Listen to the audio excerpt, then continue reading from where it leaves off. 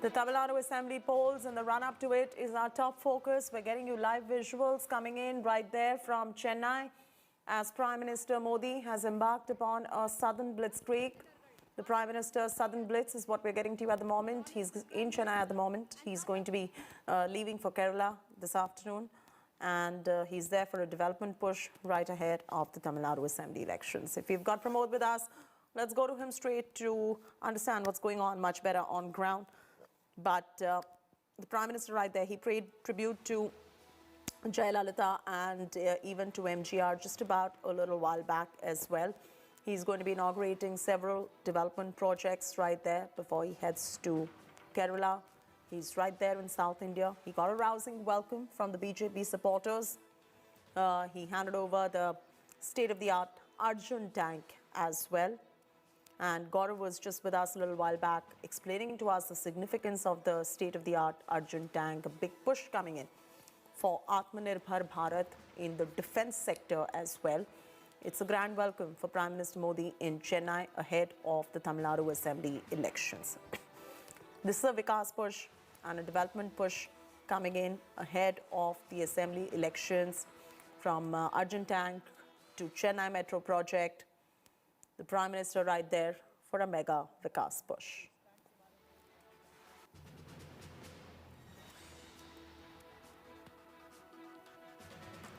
He's also going to be inaugurating Chennai Metro Rail Phase-I extension, completed at a cost of over 3,000 crore rupees. Commissioned passenger service from Washermenpet to Wimco Nagar as well. He's right there in Polban, Tamil Nadu to inaugurate, lay the foundation stone for several key projects. The Prime Minister is attending a grand function that has been organized at the Jawaharlal Nehru Indoor Stadium in Chennai. He's handed over the state-of-the-art Arjun male battle tank to the army. Also paid a tribute, as I was mentioning earlier, to MGR and Jayalalitha. AIA, DMK and BJP workers have given a grand welcome to the Prime Minister when he landed in Chennai. The Prime Minister is also going to be inaugurating the Chennai Metro Rail Phase-I extension and commission the passenger services from Washermenpet to Wimco Nagar. He's also going to be launching the 4th railway line between Chennai Beach and Adipattu. After the government function, Prime Minister is expected to meet Chief Minister and Deputy Chief Minister for an informal conversation. We'll also get you more details on how that conversation pans out. But that's on the agenda. That's pretty much on the agenda of the Prime Minister. He's sounding off the poll bugle right there in South, first in Tamil Nadu and then in Kerala. We still have to get reactions from the opposition party. We have to get a reaction from DMK and Congress on this visit of the Prime Minister, given the timing of this particular Vikas push that is coming in for Tamil Nadu as well.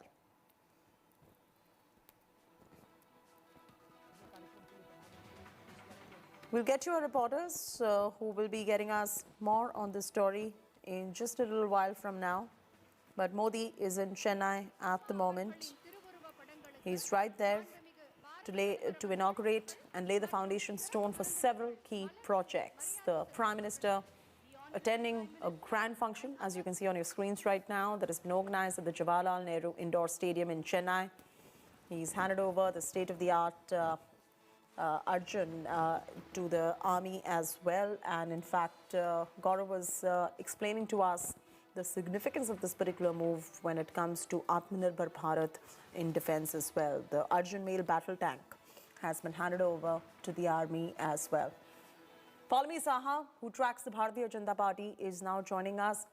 Paulami, this is a big Vikas push coming in by the Prime Minister right there in Tamil Nadu, after which he's going to be headed to Kerala as well. He's sounding off the poll bugle, needless to say, given the timing of this particular visit. Paulami? Oh, absolutely. The visit of the Prime Minister is extremely significant because this is his first visit to Tamil Nadu at a time that the state is headed towards the election. So clearly, the BJP trying to get foothold in the southern states where it hasn't been seen as a major player for a very long time. Now in its alliance with the AIA-DMK, looking to, of course, make its way into the politics of Tamil Nadu in a way where they can, of course, command a position We know that Tamil Nadu is one of the southern states of India where the BJP hasn't had much of a presence or has made inroads. It has made inroads in Karnataka. It has made inroads in the states of Telangana and in Andhra Pradesh. When it comes to the two pole-bound southern states of Tamil Nadu and Kerala, which the Prime Minister will be visiting today, it hasn't been able to make much of a dent, and it has been eyeing these two states for a while. Now, how it manages to make divide its alliance equations with the AIAMK, the ruling party in the state of Tamil Nadu going forward into the elections remains to be seen. But of course, the Prime Minister, again, the showstopper, the star campaigner of the Bharatiya Janata Party, making his presence felt in Chennai in order to, of course, boost the BJP's chances in Tamil Nadu, headed after this shortly to another pole-bound state of Kerala.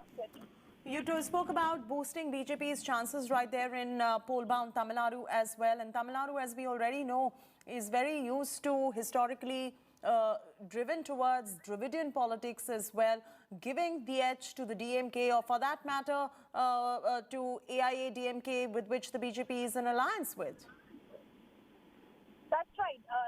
As you rightly pointed out, Tamil Nadu as a state has been very inclined towards Dravidian politics, and BJP has hence found it a little difficult to in fact make inroads into the state of Tamil Nadu because it's primarily seen as a North Indian party, as a party from the Hindi heartland, and hence it has found it tough to make those inroads, and hence it has had to enter into an alliance because on its own, the BJP would have found it very difficult to make way through the politics of Tamil Nadu and convince the people of the state that it has its best interest in mind and will be working in a manner and a fashion similar to the way that it has been working in other parts of the country for the betterment of the people, for the development of the state of Tamil Nadu. Because again, like you discussed and you said, Dravidian politics has been the main pole of the politics of the state of Tamil Nadu. So hence the alliance with the AIADMK. But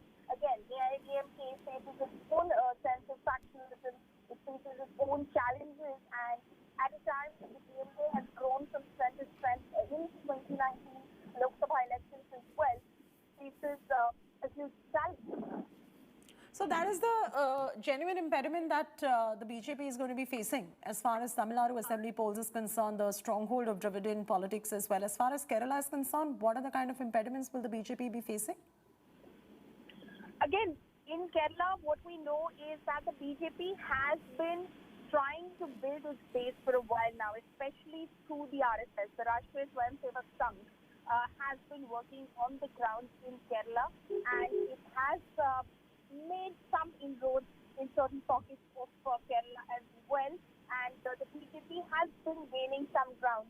We know that it has members in the union cabinet from the state of Kerala as well, for instance, the Muralidharan and earlier KJ Olappan, in order to send out a strong message that as far as the Kerala is concerned, the BJP again wants to make its presence felt in the state of Kerala. We know that the state of Kerala has been alternating between Congress and the left government for a very long time now. But again, the BJP is hoping to make certain inroads in that state as well, and has managed to make those inroads in certain pockets. But for it to be able to completely upstage the politics that Kerala has witnessed so far, which, like I said, has been shifting power between the left and the Congress, that remains to be seen.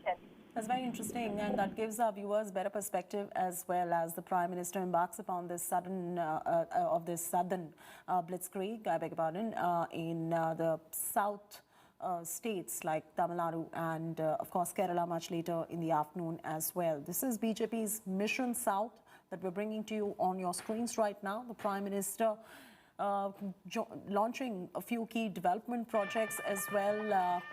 On your screens right now, the Prime Minister inaugurating a project right there. Let's in fact listen in. Let's listen into what's going on. Vannarapettai முதல் விம்கோ நகர் வரையிலான 9.05 kilometre Chennai metro rail முதல் கட்ட திட்டத்தின் விரிவாக்கத்தை மாண்புமிகு பாரத பிரதமர் அவர்கள் கொடியசைத்து துவக்கி வைக்கிறார்.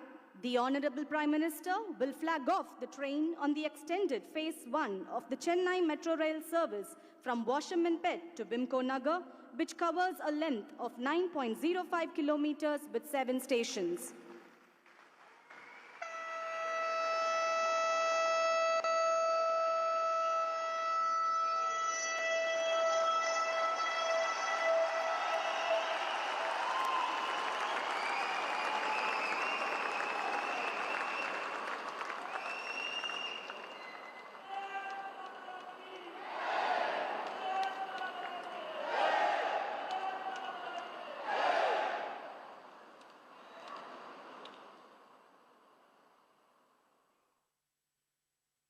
Infrastructure to build a new India.